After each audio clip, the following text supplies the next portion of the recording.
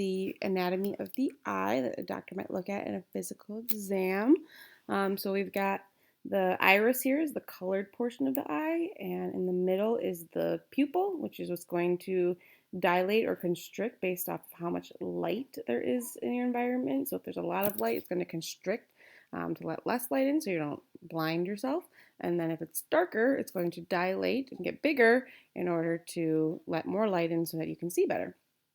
The white part of your eye is called the sclera, but then the coating, the outer layer of that white of your eye is called your conjunctiva.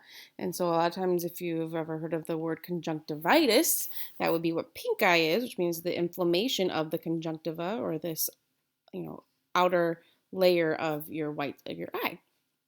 That's where that comes from.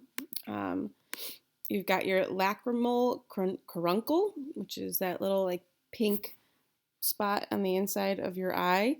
It's kind of the remnants of our third eyelid. If you have a dog, they have a third eyelid still that goes across left to right or right to left. And so that's kind of just like the remnants of our third eyelid from our ancestors, which is pretty cool. If we spin around here, we can look at the inside of the eye, which the doctor can't see on a physical exam, but there's some pretty cool stuff back here. All of these are muscles that control the movement of your eye. So you can see all these different muscles that are connected to your eyeball to be able to move it around. And then there's this tendon in the back that connects all of them together. Here you've got your lacrimal sac. Anytime you see this word lacrimal, you should think about tears. So you've got your lacrimal sac, which is going to store any excess tears that you create.